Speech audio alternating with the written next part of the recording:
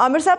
अभी मैं आने से पहले स्टूडियो में मुकदमात की जांच पड़ताल कर रही थी कि कौन कौन से मुकदमात कासिम के अब्बू के ऊपर हैं, किस मुकदमात में कुरैशी साहब को पकड़ा है, असद उमर साहब के ऊपर कौन कौन सा केस डाल दिया गया है। मतलब एक गंद होता है ना, गंद पड़ गया हुआ है, कोई समझ नहीं आ रही कि आपने दाएं जाना है बाएं जाना है। मुझे लगता है हम एक अंधी गली के अंदर है। ये गंद पड़ गया कि काफ़ी सिनोनिम्स हैं और भी अल्फाज हैं। अब तो ऐसे चल रहा है, सियासतदानों से हम ये सीख रहे हैं। मुझे ना ये आप इसको कह लें कि सांप सीढ़ी का खेल कह लेते हैं लोग, फिर आप जिगसॉ पजल है, इतना वो गंद पड़ गया कि हमारे लिए भी बड़ा मुश्किल हो गया है। तवाइफुल मलूकी, इसके लिए मेरा सबसे बेहतरीन लफ्ज़ यही है कि तवाइफुल मलूकी इतनी है कि हमारे लिए भी इतना ज़्यादा मुकदमात हैं और इतने ज़्यादा पेचीदगियाँ आ गई हैं कि सारे इदारों के दरमियान में लड़ाई, ये भी नहीं पता चलता कि किस किस इदारे की किस किस से लड़ाई है। वो मैं खुद ये आज लिस्ट बना रहा था, मैंने कहा यार भूल जाता है कि तकरीबन आप देखें ना, क्यों आम आदमी कितना कंफ्यूज होगा कि हम इतने कंफ्यूज हैं जिन्होंने डे टू डे करना होता है कि उसमें कोई 10 तो फॉर एग्जांपल जो है पीटीए चेयरमैन पे कोई 180 केसेस हैं, ठीक है, और जो है 10 के करीब जो है ना सुप्रीम कोर्ट में बहुत ही अहम केसेस हैं जिस पे ऊपर जो है दूर रस्त ताइज होंगे, जिसके पाकिस्तान की रियासत पे, गवर्नमेंट पे, इदारों पे। तो 10 के 10 में से कुछ मुकदमात जो हैं वो उनके साल 1.5 साल हो गया, फैसले नहीं हो पा रहे। फिर कुछ में जो है उन्होंने फैसला कर दिया है, जिस तरह 90 दिन का फैसला, वो डिफाइंस है, अमल नहीं हो रहा, उनके ऊपर इम्प्लीमेंट नहीं किया जा रहा। उन्होंने कहा जी कर लो जो करना है, नहीं करना, हमने इनकार हो गया है। उसके बाद काफ़ी इस तरह के केसेस में रोज़ की अब ये रूटीन ही बन गई है कि जज बीच में से इनकार कर जाते हैं। एक साल मुकदमा सुनने के बाद वो कहते हैं जी हम अब नहीं बेंच में बैठ सकते, बेंच टूट जाता है, नया बनता है। और जो ही किसी एक पार्टी या दूसरी पार्टी में लाहौर हाई कोर्ट के अंदर जो है चीफ जस्टिस जो है वो पीटीआई को पसंद नहीं है, सुप्रीम कोर्ट में जो चीफ जस्टिस उमर तैयब अब्दाल साहब वो नून लीग को पसंद नहीं है, तो वो एकदम अटैक हो जाता है। तो जजेस के लिए भी काम करना बड़ा मुश्किल हो गया है। और काफ़ी सारा जजेस का अपना भी कॉन्डक्ट है कि उन्होंने अपने जो है इतनी मुश्किलात, अपनी ये तकसीम जो है इतनी वाज़े कर दी हुई है कि उसकी वजह से और फैसले ना लेने की वजह से सारी तो की मैं कहता हूँ at the end of the day आप देखें buck stops at the supreme court.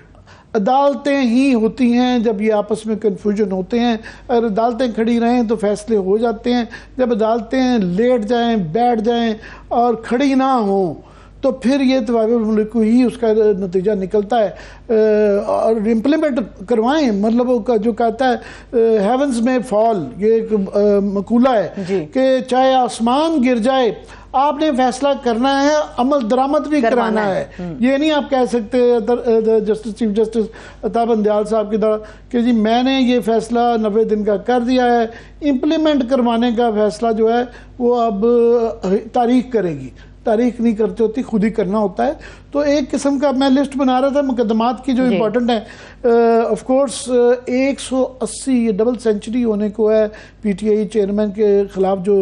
Cases हुए में हैं, और उसमें इम्पोर्टेंट तरीन तो जो है तोशा खाना का केस है जिसमें अभी भी सबसे हॉट हुआ है, दोबारा कभी हॉट हो जाता है, कभी कोल्ड हो जाता है। फिर ये जो है साइफर की गुमशुदगी का केस है जो कि रिसेंटली अभी ऐड हुआ है, और इसमें इमरान खान, शाहमूद कुरैशी, असद उमर, ये सारे लोग इसके अंदर अक्यूज़ड हैं। फिर army act, official secret act का तनाज़ा खड़ा हो गया है। आर्मी तरमीमी एक्ट, थैंक यू, ये बहुत अच्छा करती हैं आप, ये अक्सर मुँह में है। आर्मी तरमीमी एक्ट और ऑफिशियल सीक्रेट भी तरमीमी एक्ट जी, ये काफ़ी सारी तरमीमी एक्ट हैं जो कि हम मुँह में जोश जज्बात में कह देते हैं पूरा एक्ट। शुक्रिया। उसके बाद उसका तनाज़ा कि जनाब वो उसमें क्या सदर ने जो लिख दिया कि जी मेरी हुक्मतुल्ली हुई है, नहीं हुई, सदर का इख्तियार था, नहीं था, सो एक कन्फ्यूजन खड़ा हो गया। उसके बाद भी एक फिर मरदमशुमारी की मंजूरी और इंतखाबात में ताख़ीर के ख़िलाफ़ जो तहरीक इंसाफ की दरख्वास्तें हैं जी कि जी ये सीसीआई में हो गया है, तो आया क्या वो मुकदम है 90 दिन के इलेक्शन के ऊपर, और उसकी वजह से इलेक्शन जो है वो 90 दिन में होंगे या 180 दिन में होंगे, अब यही नहीं पता चल रहा, इसलिए इलेक्शन का होना ही एक तनाज़ा बन गया। फिर ऑफ कोर्स जो है 9 मई के वाक़यात का जो केसेस हैं उसमें जो है पीटीआई चेयरमैन की गिरफ्तारी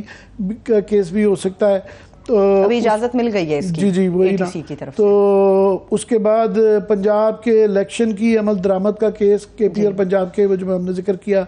फिर इमरान खान बुशरा बीबी के खिलाफ अलकादिर स्कैंडल केस जो है वो चल रहा है, नैब का केस जो चल रहा है बहुत बड़ा कि साल से वो चल रहा है, अब उसमें से मंसूर अली शाह साहब निकल गए हैं, पता नहीं उसका फैसला होता है नहीं होता।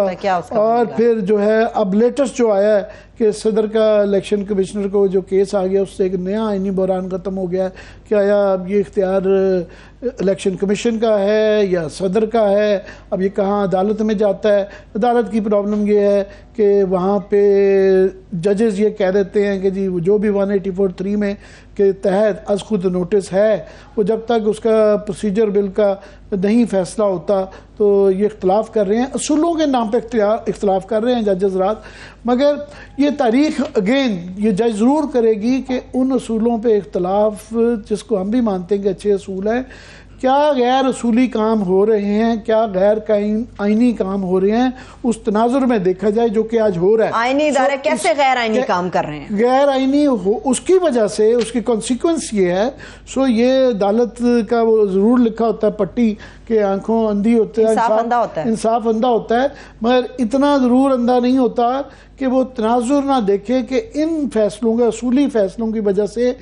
क्या बेअसूली के फैसले हो रहे हैं और जिसकी वजह से ये मुल्क में अफरा तफरी है। इसलिए ये तमाम के तमाम वो जज जो कि बड़े ही अच्छे जज हैं, किसी जज को भी हम बुरा तो कह ही नहीं सकते, अच्छे जज हैं और बड़े नामवर जज हैं और उनमें से 3-4 ने चीफ जस्टिस बनना है, मगर उनके इन असूली फैसलों की वजह से जिनके वो असूल हैं कि जिस पे आप हम एक बहुत बड़ा तबका उनसे एग्री करता है कि वाकई बेंच बनाने के जो इख्तियारात हैं चीफ जस्टिस के उसको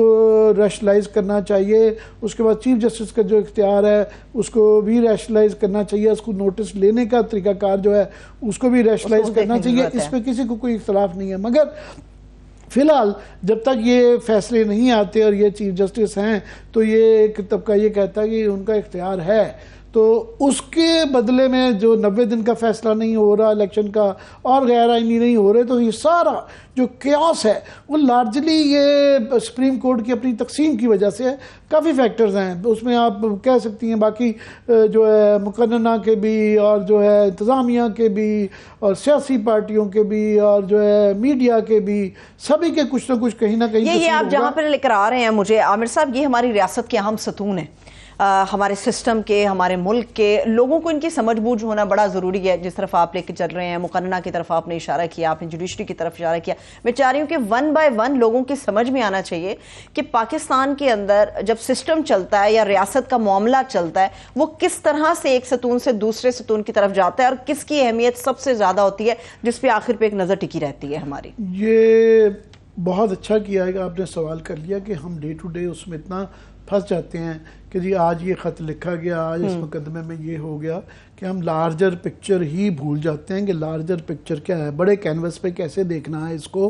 कि ये दूर से बैठे हुए जो पाकिस्तान से बाहर जो लोग पाकिस्तान को देख रहे हैं, यहाँ के इदारों को देख रहे हैं, यहाँ की जमहूरियत को देख रहे हैं, तो वो क्या देख रहे हैं। हम तो एक रट में फंसे हुए हैं और खुद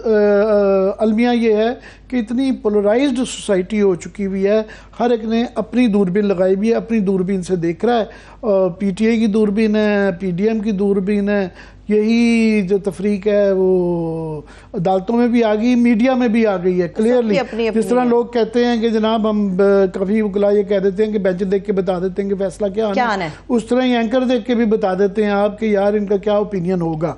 कुछ दूरबीन में क्या नजर आ रहा है? मैं ये ज़रूर कहता हूँ, मैं नाक़िस की कोशिश ज़रूर करते हैं हम कि थोड़ा सा एक इंडिपेंडेंट सा व्यू दिया जाए। कोई इंडिपेंडेंट कोई वैक्यूम में नहीं होता, इंडिपेंडेंट के अंदर ऑफ कोर्स आपके मेरे ओपिनियन आते हैं और वो पोजीशन ली जाती है, मगर एक एफर्ट किया जाता है कि दूसरे के नुक्ता नज़र को भी ज़रा समझ लिया जाए। ये इसका फैसला आप और मैं नहीं कर सकते कि हम कह सकते हैं कि हम बड़े इंडिपेंडेंट की कोशिश करते हैं, मगर अल्टीमेटली नाजरीन फैसला करते हैं कि हमारे देखने वाले कि हमारा ये जो क्लेम है किस हद तक ये कोशिश जो है काविश कामयाब होती है। पार्लियामेंट से शुरू करते हैं, सबसे पहले पार्लियामेंट से, इसलिए बारी बारी ये एक लार्जर पिक्चर पार्लियामेंट का जो मैं नहीं कह रहा, ये जो है शाहिद खान अब्बासी साहब जो हैं साबिक वज़ीर आज़म हैं, ये हाल ही में उनके जो बयानात आए हैं जिसमें उन्होंने ये कहा है, हम भी ये कहते रहते थे और भी बहुत लोग कह रहे हैं, मगर क्योंकि वो साबिक वजीर आज़म हैं और कोई 30 साल से वो इलेक्ट होते आ रहे हैं कॉन्स्टेंटली, कैबिनेट वजीर को 10-20, उन्होंने कहा जी ये हमारी तारीख की बदतरीन पार्लियामेंट थी। और उसके बाद जो ये पिछले दिनों में जो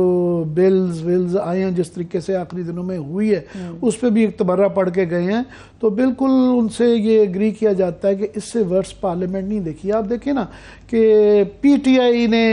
एक बहुत बड़ी गलती की कि उन्होंने जो रेजिग्नेशंस दे दी असेंबली से, ये वहाँ से गड़बड़ होनी शुरू हुई।